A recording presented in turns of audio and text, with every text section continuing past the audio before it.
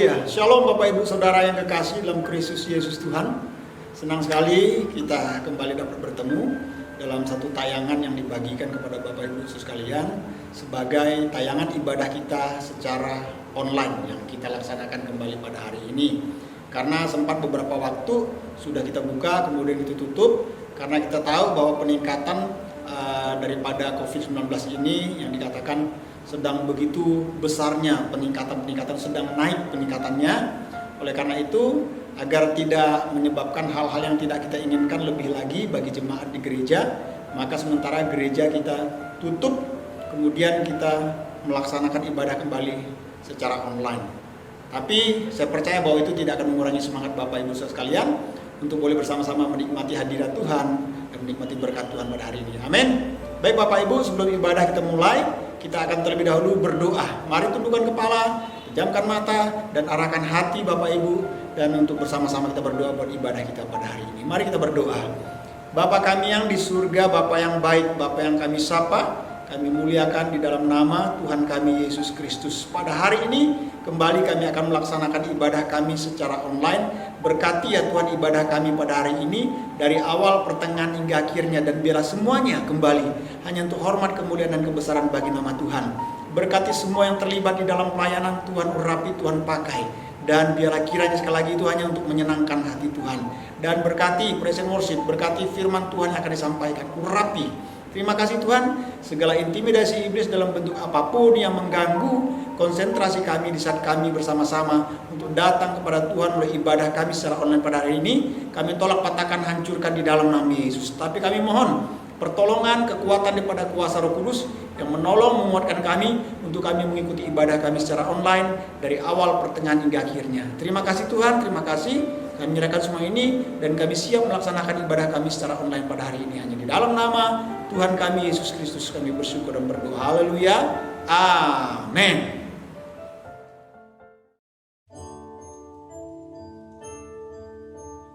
Terima kasih Tuhan untuk waktu kesempatan yang indah. Kami kembali beribadah walaupun dalam kondisi online. Kami percaya Bapak Ibu yang boleh menikmati dan menyaksikan siaran ini mendapatkan berkat yang dari Tuhan. Kita belajar untuk mengerti setiap rencana Tuhan dalam kehidupan kita. Dan kita mohon pimpinan Tuhan pada pagi hari ini supaya apa yang kita lakukan menjadi kesukacita Tuhan. Terima kasih Bapak. Ajarku mengerti Tuhan setiap rencana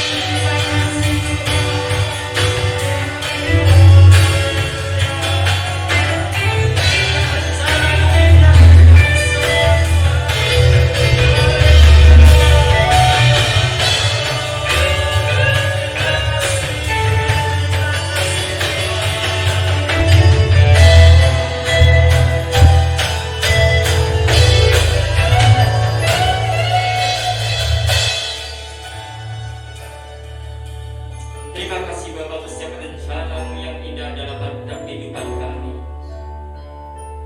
Pimpin kami untuk mengerti setiap rencana.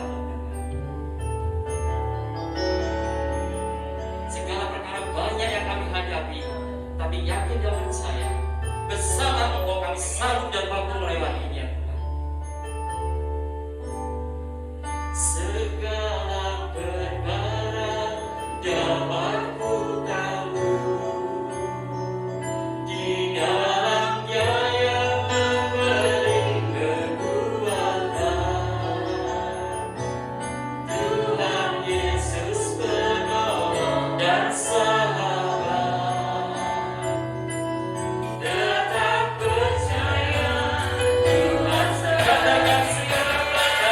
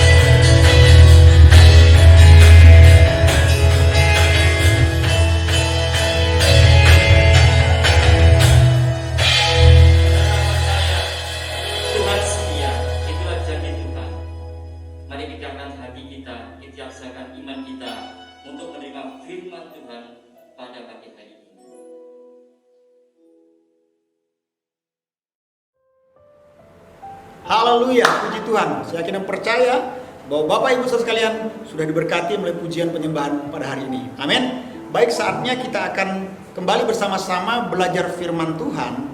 Namun sebelum kita belajar firman Tuhan, kita akan terlebih dahulu persiapkan hati kita persiapkan pikiran kita untuk kita dapat menerima yang terbaik daripada Tuhan melalui firman Tuhan pada hari ini. Namun sebelumnya kita akan berdoa terlebih dahulu buat firman Tuhan yang akan kita pelajari bersama-sama, yang akan disampaikan mulai khotbah saya pada hari ini. Mari tundukkan kepala dan kita akan berdoa. Bapa di surga, terima kasih saat ini kami akan mendengarkan Tuhan berbicara kepada kami melalui firman Tuhan yang akan kami pelajari bersama-sama. Oleh karena itu kami mempersiapkan hati kami mempersiapkan pikiran kami, sehingga firman Tuhan yang kami terima pada hari ini betul-betul boleh memuatkan kami, menghibur kami, bahkan mengubahkan kami untuk kami hidup berjalan di dalam kebenaran sesuai yang Tuhan mau, Tuhan inginkan bagi kami, tentunya dengan pertolongan Roh Kudus.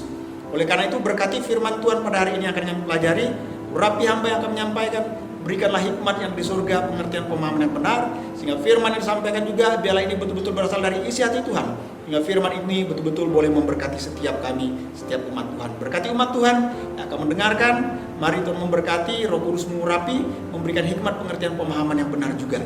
Terlebih mampukan untuk melakukan, mempraktikkan firman Tuhan di dalam seluruh aspek kehidupan jemaat Tuhan. Di dalam nama Yesus, kami siap belajar firman Tuhan, segala intimidasi iblis yang mengganggu konsentrasi kami belajar firman Tuhan, bahkan ingin mencuri benih-benih firman Tuhan yang taburkan ditolak patahkan dalam nama Yesus.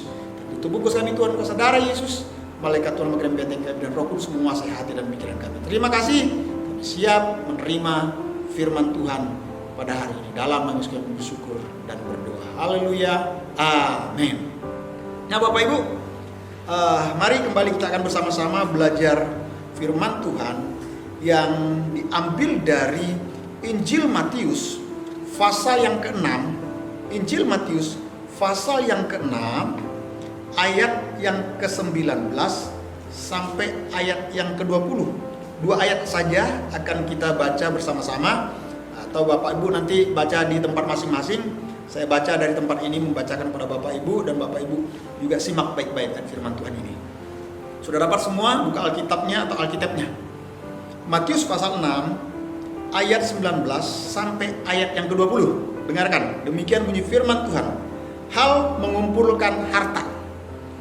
Janganlah kamu mengumpulkan harta di bumi ngengat dan karat merusakkannya, dan pencuri membongkar serta mencurinya. Tetapi kumpulkanlah bagimu harta di surga. Di surga ngengat dan karat tidak merusakkannya, dan pencuri tidak membongkar serta mencurinya. Amin. Nah, melalui pembacaan firman Tuhan yang diambil dari Injil Matius pasal 6 ayat 19 sampai ayat yang ke-20 ini, maka judul firman Tuhan pada hari ini saya beri judul Harta yang Abadi. Harta yang abadi. Nah, hari ini firman Tuhan yang saya akan sampaikan berbicara tentang harta yang abadi. Kalau ngomong-ngomong tentang harta, saya percaya bahwa semua kita tahu apa itu harta. Tidak hanya kita tahu, saya percaya bahwa semua kita juga mempunyai harta di dalam hidup kita ini. Entah itu harta yang kita punyai atau kita miliki itu berupa sepeda motor, berupa mobil, berupa HP, berupa rumah, bahkan berupa tanah, apalagi perusahaan, usaha, atau berupa uang, baik yang ada di kantong kita mungkin di rumah atau yang kita taruh di bank, bahkan mungkin berupa emas, berlian dan lain-lain sebagainya. Nah, tidak peduli kita dari kalangan apapun, kita dari kasta apapun, saya percaya bahwa kita pasti memiliki harta tersebut.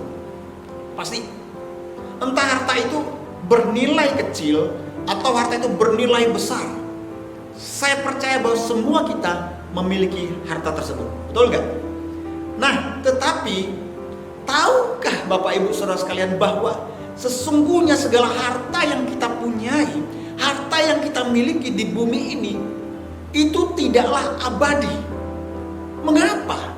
Harta yang kita punyai, yang kita miliki di bumi ini, yang ada pada kita itu tidaklah abadi. Mengapa atau kenapa? Karena dengan jelas firman Tuhan mengatakan di dalam Matius pasal yang ke-6 ayat 19, janganlah kamu mengumpulkan harta di bumi. Kenapa? Karena di bumi ngengat dan karat merusaknya, dan pencuri membongkar serta mencurinya. Dan ayat ke-20, tetapi mengatakan kumpulkanlah bagimu harta di surga. Mengapa kita harus mengumpulkan harta di surga? Karena di surga ngengat dan karat tidak merusaknya, pencuri tidak membongkar serta mencurinya. Nah, dalam ayat firman Tuhan ini, Tuhan Yesus tidak melarang untuk kita mempunyai atau memiliki harta kekayaan di dalam hidup kita ini. Dia tidak melarang, tetapi Tuhan Yesus mengajarkan agar kita juga memiliki atau mempunyai yang namanya harta yang abadi, yaitu harta yang kalau kita mati nanti, kalau kita dipanggil oleh Tuhan nanti, kita akan bawa harta itu kepada Tuhan sampai masuk dalam kerajaan surga. Nah, pertanyaannya pada hari ini, kira-kira harta apa saja sih yang abadi, yang akan kita bawa atau yang dapat kita bawa kelak sampai ke surga? Harta apa? Ada 3 macam harta yang penting yang diajarkan oleh firman Tuhan pada hari ini. Yang pertama yaitu karakter. Yang kedua adalah jiwa. Yang ketiga adalah perbuatan-perbuatan yang memuliakan Tuhan, yaitu perbuatan baik. Nah, berbicara tentang karakter yang pertama. Karakter ini adalah hal yang sangat penting sebetulnya untuk kita bahas sebagai orang Kristen, sebagai orang percaya. Ini sangat penting harusnya kita bahas di dalam gereja. Tetapi ini seringkali jarang untuk dibicarakan, diajarkan, atau jarang untuk dibahas di kalangan orang Kristen sekalipun. Atau mungkin ini jarang dibahas di dalam gereja. Meskipun banyak juga dalam gereja membahas, tapi jarang dibahas di dalam gereja. Nah, ada dua kemungkinan sehingga ajaran tentang karakter ini diabaikan. Ini tidak dianggap begitu penting bagi kita orang Kristen. Yang pertama, karena berbicara tentang karakter ini, membahas tentang karakter ini kurang menarik, kurang menyenangkan dibandingkan dengan kita membahas hal-hal atau membicarakan atau mengomongkan hal-hal yang lain seperti apa? Berkat Tuhan, kesuksesan yang daripada Tuhan, kesembuhan yang daripada Tuhan, mujizat Tuhan dan lain-lain. Itu lebih menarik. Makanya seringkali ini jarang dibahas di kalangan orang Kristen, yaitu berbicara tentang karakter. Bahkan mungkin di dalam gereja. Yang seringkali dibahas berbicara tentang berkat, kesuksesan, kemajuan, kelimpahan, kesembuhan, mujizat dan lain sebagainya. Hanya hal-hal itu yang sering dibahas. Itu yang pertama. Yang kedua, tidak semua orang senang, tidak semua orang suka membahas tentang karakter ini, saudara. Karena apa? Karena kalau kita ngomong tentang karakter ini menyangkut tentang wilayah pribadi kita, wilayah kepribadian kita. Makanya ini dianggap tidak boleh diusik, tidak boleh diganggu. Artinya orang itu tidak mau diusik, tidak mau diganggu kalau berbicara tentang karakter, kalau itu menyangkut pribadi dia. Makanya ini seringkali jarang dibahas oleh banyak orang Kristen, bahkan mungkin di dalam gereja. Dan ini menjadi suatu bahan yang tidak menarik kalau berbicara tentang karakter. Nah, saudara tahu apa akibat dari mengabaikan tentang hal karakter ini? Saudara tahu akibatnya apa? Mengabaikan hal tentang karakter ini, yaitu banyak orang Kristen tidak tahu bahwa ajaran tentang karakter ini sangat penting. Sangat penting. Kalau kita mengabaikan tentang karakter ini, kita tahu akibatnya apa.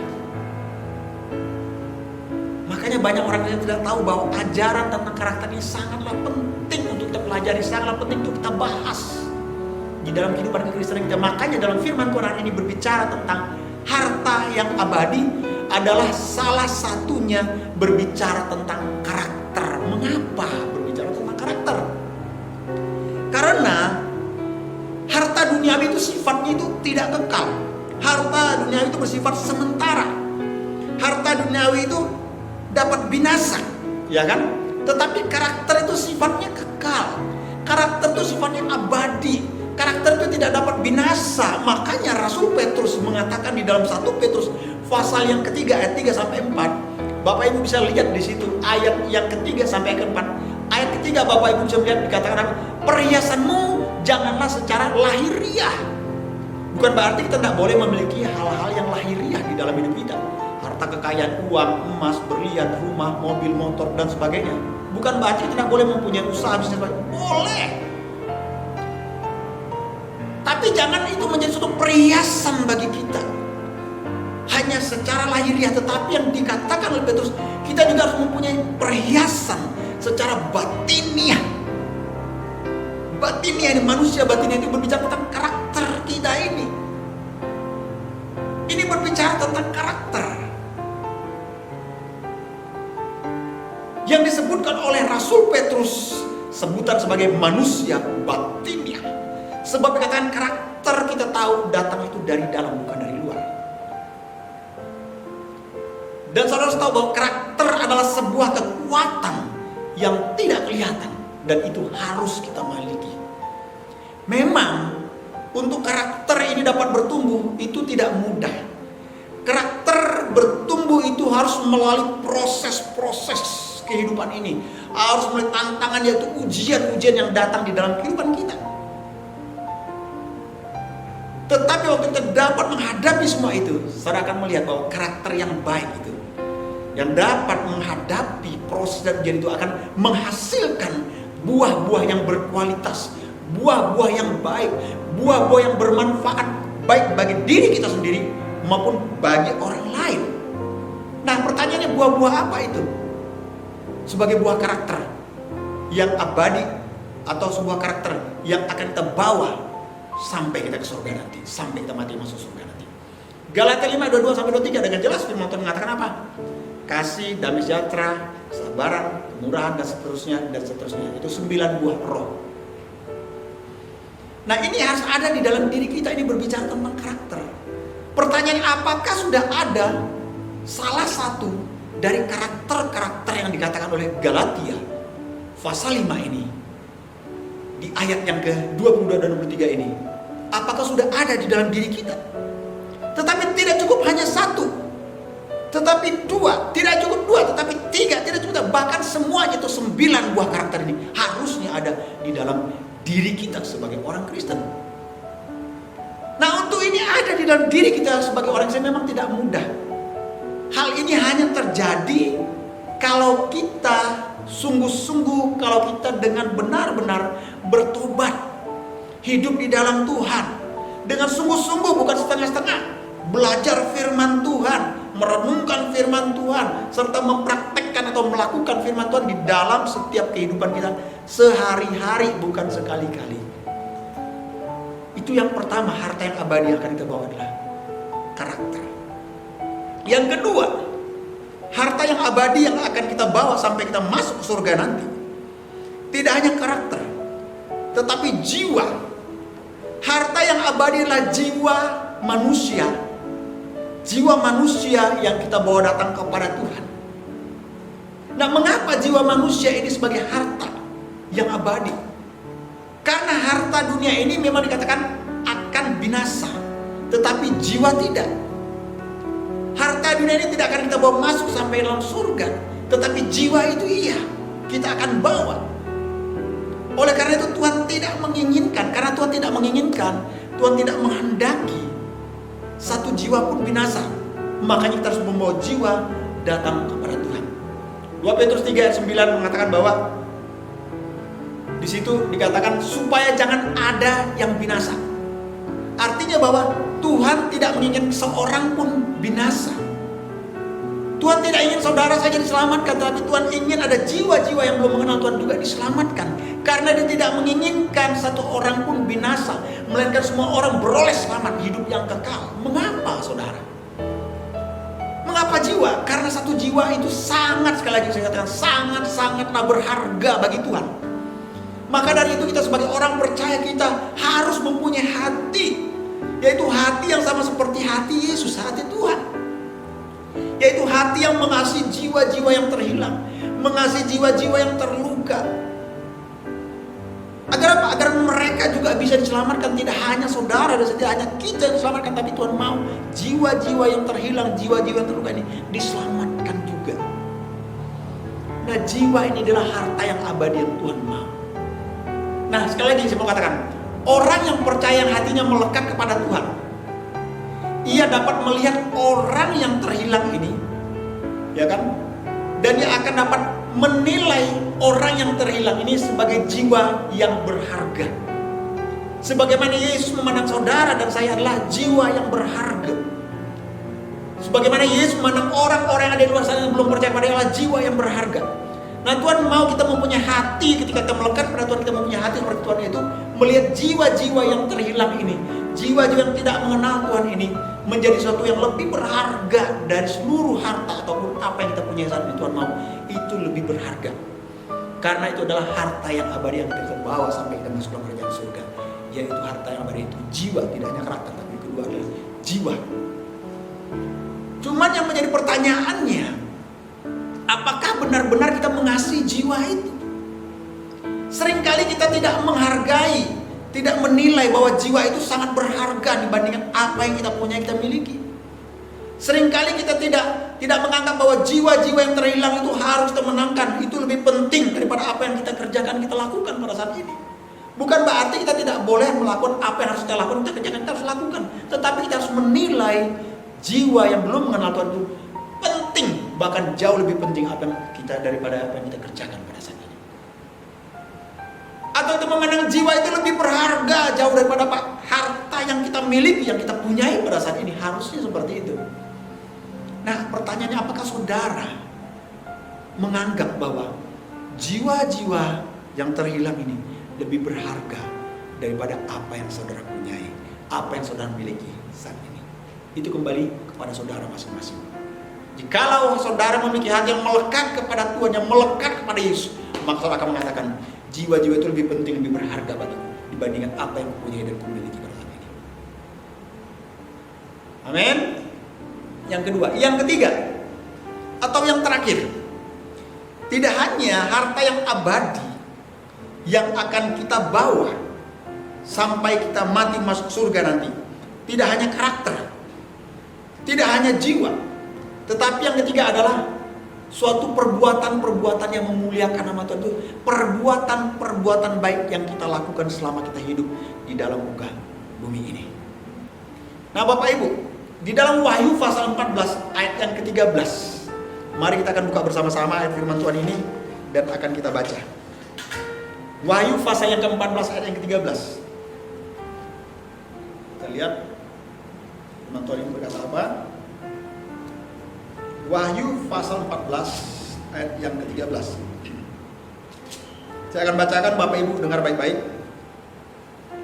Dan aku mendengar suara dari sorga berkata, tuliskan, berbahagialah orang-orang mati yang mati dalam Tuhan sejak sekarang ini. Sungguh kata Roh, supaya mereka boleh beristirahat dari jerih lelah mereka. Sekali lagi, supaya mereka boleh beristirahat dari jerih lelah mereka.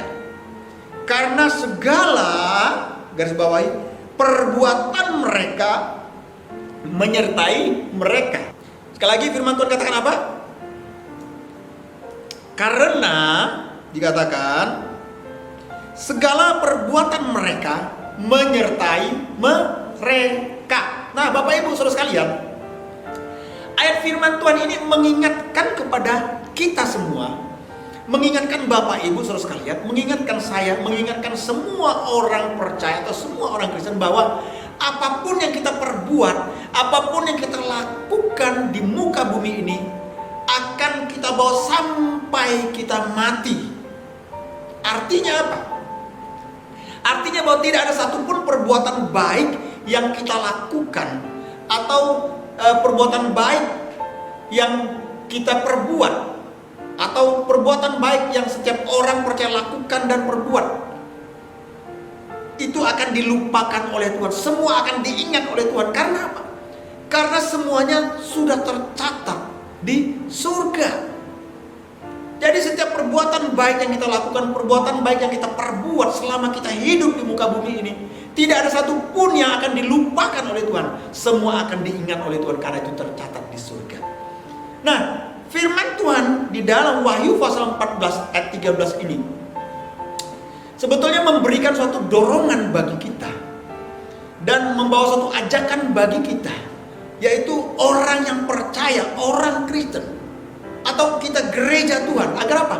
Agar kita ini mengisi hari-hari hidup kita ini, atau kita mengisi hidup kita ini, kita harus isi dengan melakukan, yaitu perbuatan-perbuatan baik, perbuatan-perbuatan yang bernilai kekal, perbuatan-perbuatan yang mempermuliakan nama Tuhan. Seperti apa contohnya? Perbuatan baik yang bernilai kekal, yang mempermuliakan nama Tuhan. Memberi. Nah, itu bernilai kekal enggak? Mempermuliakan nama Tuhan enggak? Mempermuliakan nama Tuhan, bernilai kekal. Baik kita memberi bagi pekerjaan Tuhan, bahkan gereja Tuhan, atau gereja di mana kita berada, di mana gereja kita berada, di mana tempat kita boleh bertumbuh, di mana kita boleh diberkati. Nah, kita memberi bagi pekerjaan Tuhan. Tetapi tidak hanya kita memberi bagi pekerjaan Tuhan, ternyata kita juga harus memberi kepada sesama kita. Apalagi perbuatan-perbuatan baik yang bernilai kekal, ya, yang tidak akan dilupakan oleh Tuhan, melainkan akan diingat oleh Tuhan karena sudah tercatat di surga. Dan ini harus kita lakukan. Firman Tuhan ini mendorong kita untuk kita lakukan sebagai orang percaya perbuatan-perbuatan baik yang bernilai kekal. Seperti apa? Tidak hanya memberi bagi pekerjaan Tuhan, bahkan memberi bagi sesama kita, tetapi juga yaitu melayani Tuhan di dalam gereja Tuhan dan melayani sesama kita. Ini suatu perbuatan-perbuatan yang bernilai kekal. Setia kepada Tuhan, setia juga kepada pasangan kita. Ini bernilai kekal. Ini bernilai abadi. Itu akan kita bawa sampai kita mati nanti masuk surga. Perbuatan-perbuatan baik ini. Makanya dikatakan tadi di ayat yang ke-13. Karena segala perbuatan mereka menyertai mereka.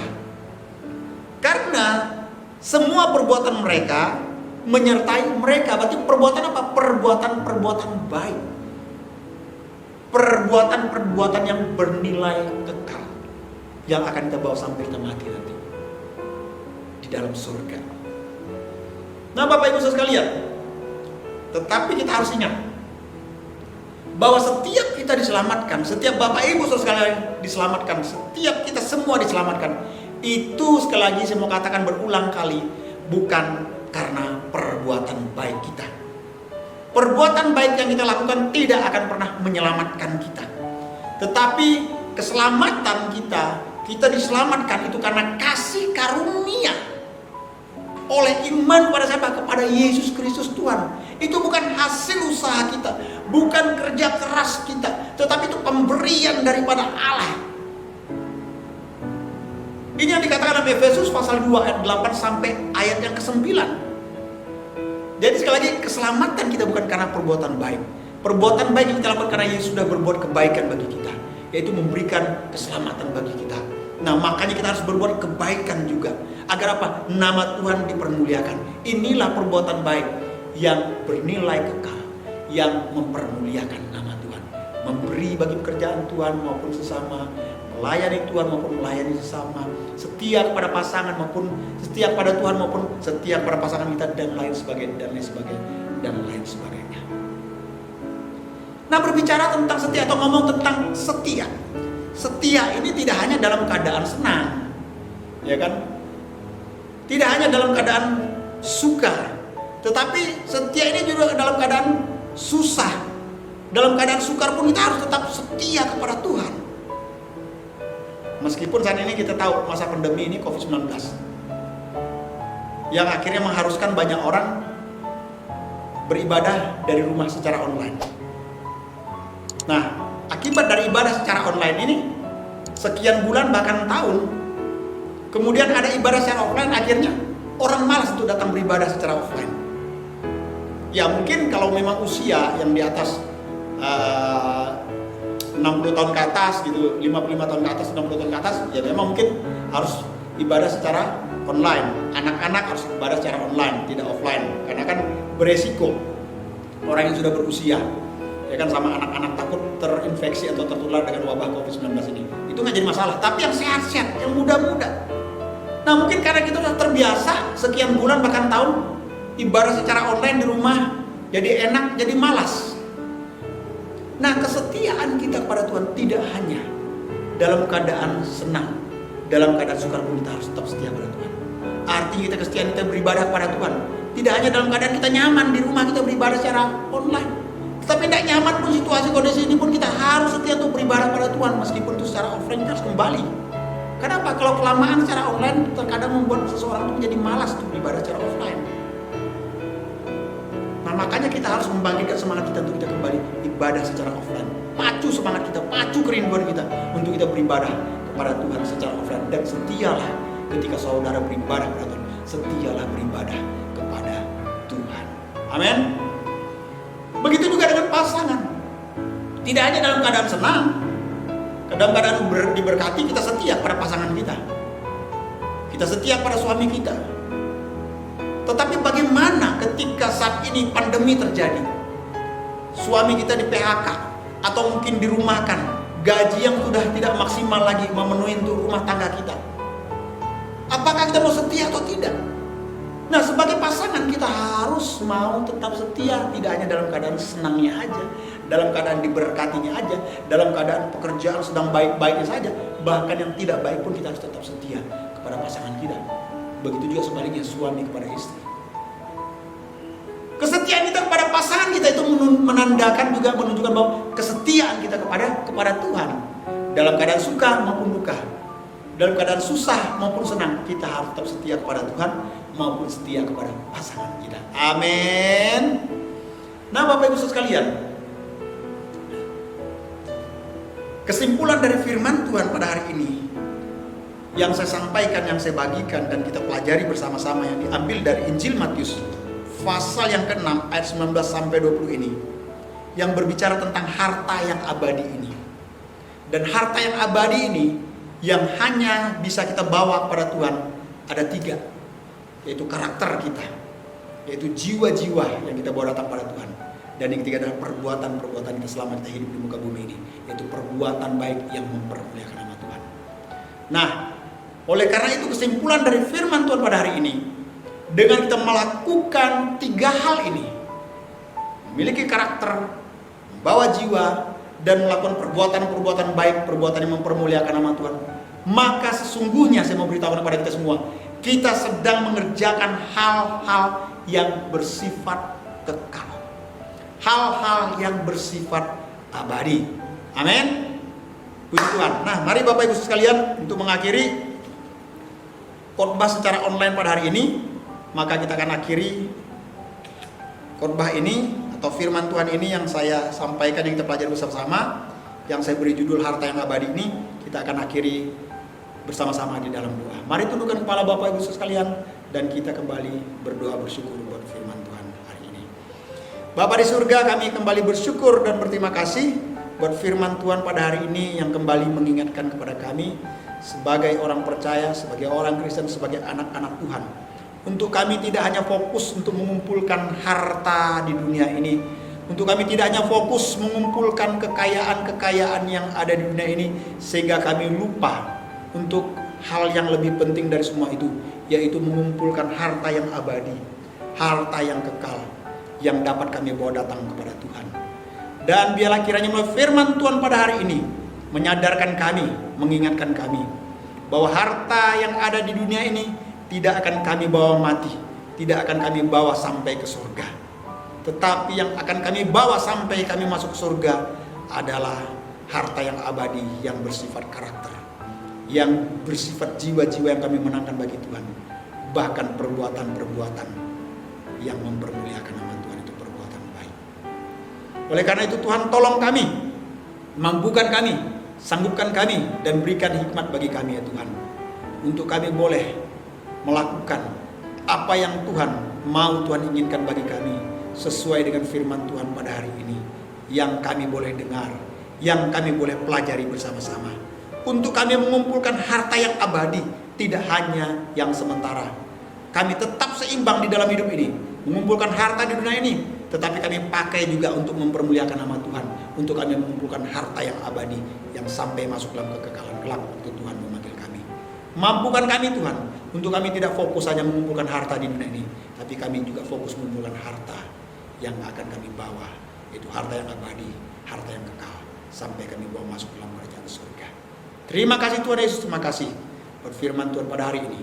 Hamba berhenti berbicara, kami hamba percaya bahwa firman Tuhan akan berbicara kepada setiap kami pribadi lepas pribadi, dan Roh Kudus akan menolong kami untuk kami boleh menerapkan firman Tuhan pada hari ini.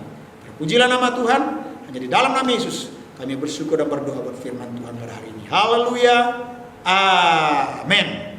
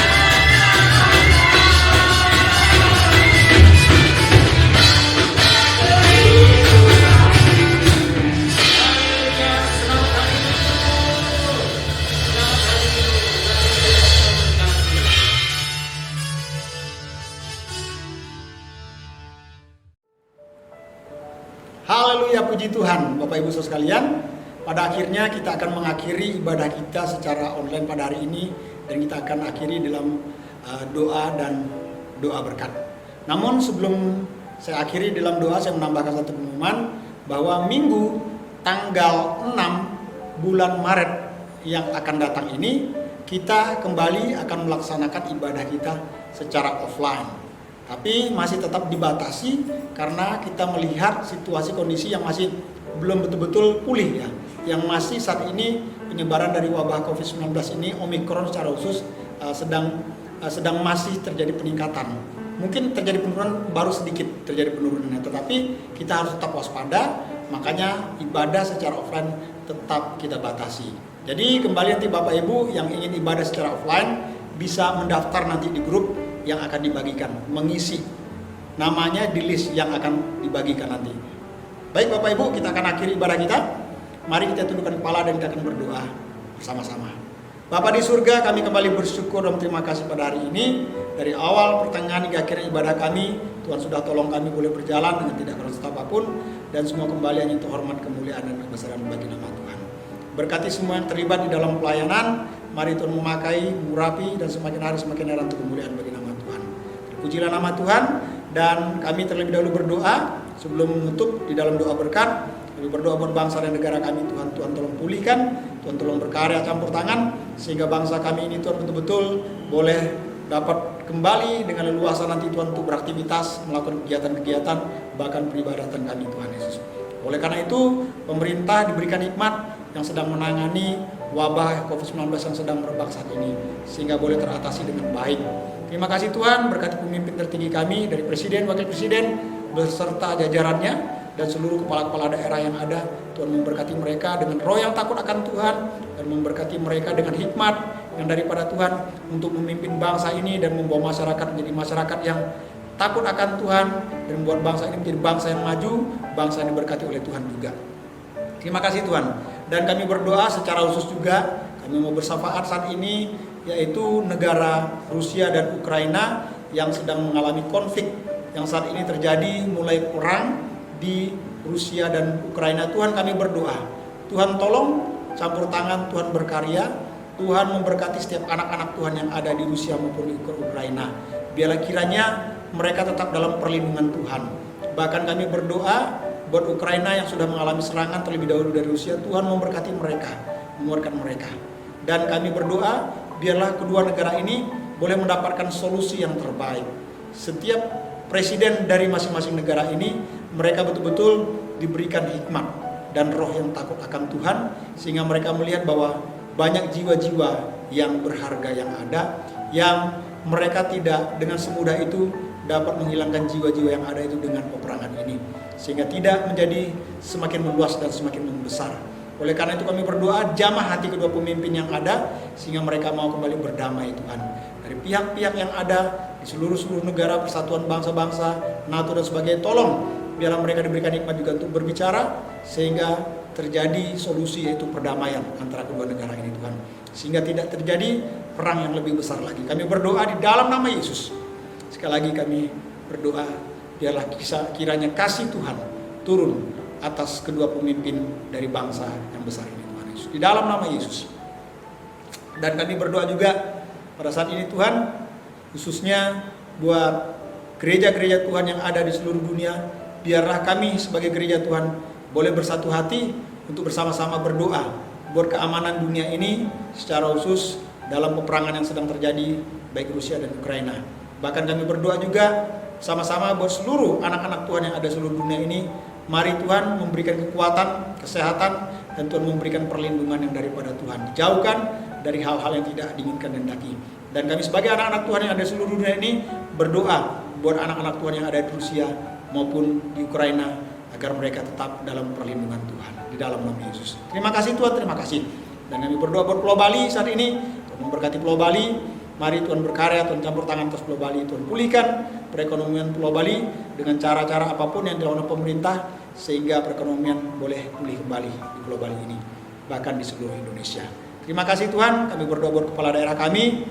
Mari Tuhan memberkati dari gubernur, wakil gubernur dan jajarannya, untuk mereka boleh dapat memimpin, membuat Pulau Bali ini menjadi maju, dan membawa Pulau Bali ini menjadi pulau yang betul-betul takut akan Tuhan juga. Kami berdoa di dalam nama Tuhan Yesus Kristus. Terima kasih Tuhan, hamba berdoa buat seluruh sidang jemaat Tuhan, berkati dengan kesehatan, kekuatan, damai sejahtera, sukacita, perlindungan kepada Tuhan. Apapun yang menjadi kebutuhan keperluan jemaat Tuhan, Tuhan akan mencukupkan, Tuhan akan melimpahkan menurut kekayaan dan kemuliaan dalam Kristus Yesus Tuhan. Berkati sepanjang 1 minggu ke depan. Sekali lagi hamba berdoa dengan kuatan kesehatan, perlindungannya kepada Tuhan. Tutup buku sekolah saudara Tuhan, malaikat Tuhan mageran bentengnya. Apapun yang dilakukan, dikerjakan oleh jemaat Tuhan, mari Tuhan buat maju, Tuhan buat berhasil, Tuhan buat peningkatan. Dan sehingga biar semua nama Tuhan saja yang ditinggikan, nama Tuhan yang dipermuliakan. Terpujilah nama Tuhan. Dalam nama Yesus kami sudah berdoa. Berkati dalam pertemuan kami, dalam ibadah selanjutnya yang akan kami laksanakan kembali secara offline. Tuhan memberkati dalam segala suatu persiapannya. Dan Tuhan berkati kami semua dengan kesehatan, kekuatan. Dijauhkan dari wabah virus corona yang sedang merebak juga Tuhan. Di dalam nama Yesus. Terpujilah nama Tuhan. Dalam nama Yesus kami bersyukur dan berdoa. Saudara, angkatlah kedua tangan saudara dan arahkanlah hati saudara kepada Tuhan. Tuhanlah penjagamu, Tuhanlah naunganmu. Di sebelah tangan kananmu matahari tidak menyakiti engkau pada waktu siang atau bulan pada waktu malam. Tuhan akan menjaga engkau terhadap segala kecelakaan. Ia akan menjaga nyawamu. Tuhan akan menjaga keluar masukmu dari sekarang sampai selama-lamanya. Terimalah dan bawalah berkat yang daripada Allah Bapa, kasih karunia, kecintaan daripada Putra yang tunggal Tuhan Yesus Kristus, serta pertolongan penghiburan, kekuatan daripada kuasa Roh Kudus yang akan menyertai saudara dan saya mulai hari ini, esok sampai Maranatha, sampai Tuhan Yesus datang kali kedua menjemput kita semua di awan-awan. Sama-sama yang percaya dan berkati katakan amin. Tuhan Yesus memberkati. Shalom Aleichem. Besem Hamasiah.